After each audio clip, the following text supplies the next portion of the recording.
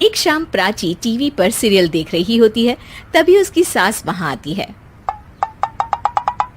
अरे सीरियल में तो ऐसे मग्न है जैसे आज रात का खाना पड़ोसी आकर बनाएंगे। मुझे पता ही नहीं था आपने अपने बेटे की शादी पड़ोस में भी की हुई है। हैं? मतलब? मतलब इस घर में सारा काम बहू ही करती है, आप तो सिर्फ खर्राटे मारती हैं। अच्छा जी, फिलहाल तो तुम आराम फरमा रही हो, चलो जाओ, ये मेरे टीवी देखने का समय है। आहा, इसीलिए मुझे भगाया जा रहा है। सॉरी, अब तो बिल्कुल नहीं जाऊंगी। प्राची की इस बात पर दोनों सास बहू के बीच टीवी रिमोट के पीछे बच्चों जैसे छीना झपटी शुरू हो जाती है, जिसके बीच श्लोक भी काम से घर वापस आ जाता है। हाँ, आज मेरी चूहे बिल्ली की जोड़ी किस बात पर झगड़ रही है? अरे तेरे बीवी मुझे टीवी ही नहीं देखने दे रही। अरे तुम्हारी मम्मी मुझे खाना बनाने के लिए फोर्स कर रही है। अरे वाह, ऐसे बेतुके रीजन पर तो बच्चे भी झगड़ा नहीं करते। अरे मुझे कुछ मत बोल, सब इसने ही शुरू किया है। हाँ हाँ, जैसे आप तो बहुत दूध की धूली है ना। अरे बस, दोनों चुप। प्राची जाओ, खाने की तैयारी करो। और माँ तुम छोड़ो, तुम्हें क्या बोलूं, शांति से अपना सीरियल देखो, मुझे दोबारा लड़ने की आवाज सुनाई नहीं देनी चाहिए। ऐसा बोलकर श्लोक वहां से चला जाता है, जिसके पीछे पीछे प्राची भी कुछ न कुछ बड़बड़ाते हुए रसोई में चली जाती है। हाँ हाँ, सासू जी को तो कुछ बोलेंगे ही नहीं, बस मुझ पर ही हुक्म चलता है, खाना बनाओ, जैसे मैं इनके घर में खाना बनाने के लिए आई हूँ।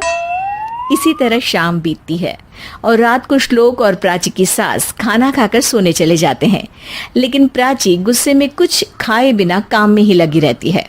इस घर में किसी को घंटा फिक्र नहीं पड़ता, मैं खाऊं या भूखी रहूं। प्राची कुछ देर के लिए रसोई से बाहर जाती है और जैसे ही वापस आती है तो वहां दूध का भरा ग्लास देखकर हैरान रह जाती है। फिक्र पूरी है, बस दिखाना नहीं है। प्राची दूध पीकर सोने चली जाती है और अगली सुबह एक बार फिर सास बहू का कार्टून नेटवर्क स्टार्ट हो जाता है। ये तुमने ही किया है। अरे अजीब जबरदस्ती है, मैं बोल रही हूँ मैंने कुछ नहीं किया। दोनों ने मिलकर पूरे घर को पागल खाना बनाया हुआ है। यहाँ कोई नॉर्मल इंसान तो रह ही नहीं सकता, इसीलिए अब पड़ोसी क्या रिश्तेदार भी घर आने से कतराते हैं। और सुन बेटे, तू भी चंगा, तेरी माँ भी चंगी, तेरी बीवी भी चंगी, रिश्तेदार। हाँ जी, आपको नहीं पता क्या, गंगाधर ही शक्तिमान है, रिश्तेदार ही। हाँ हाँ, बस समझ गया। कभी जानवरों जैसे लड़ेंगी तो कभी जुगलबंदी करेंगी। भाई मैं आप दोनों के बीच में नहीं फंसना चाहता।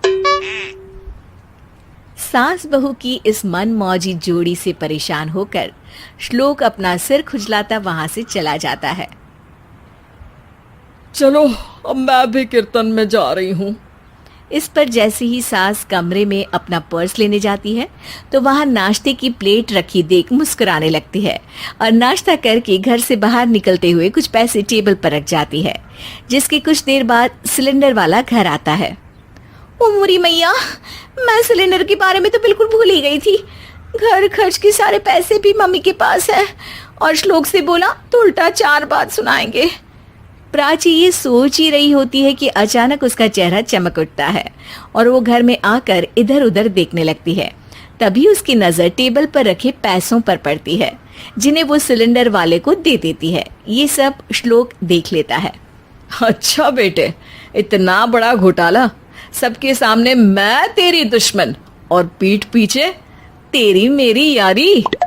इस पर श्लोक एक प्लान बनाता है और शाम को सब एक साथ बैठे होने पर बोलने लगता है। माँ, तुम दोनों की बहुत लड़ाई होती है, इसलिए मैं सोच रहा हूँ कि प्राची को उसके घर छोड़ाऊं, इससे वो भी खुश रहेगी और तुम भी। अचानक श्लोक की ये बात सुनकर सास बहू शौक से उसकी तरफ देखती है। अरे ऐसे कैसे घर छोड़ाओगे, मुझे कहीं नहीं जाना। अरे तुमने बोला नहीं पर मैंने सुन लिया, तुम्हें मम्मी के साथ रहना अच्छा नहीं लगता, मुझे पता है। अरे वाह, अरे जब बहू खुद कुछ काम बोले तो वो तुझे सुनता नहीं, और अब जो इसने बोला ही नहीं वो तू समझ गया। जब उसे नहीं जाना तो फिर जबरदस्ती क्यों कर रहा है? अच्छा, फिर आपको मौसी के घर छोड़ाता हूँ, बस अब आप दोनों एक घर में एक छत के नीचे नहीं रह सकती। मैं इस टॉम एंड जेरी की जोड़ी को और नहीं झेल सकता। है? ऐसे कैसे नहीं रह सकते? तुम्हें इतनी दिक्कत है तो तुम्हारा बोरिया बिस्तर पैक कर देती हूँ, लेकिन मम्मी जी कहीं नहीं जाएंगी। बिल्कुल यही सुनना था मुझे। अगर दोनों में इतना ही प्यार है फिर हर वक्त ये लड़ाई का नाटक क्यों करती हो?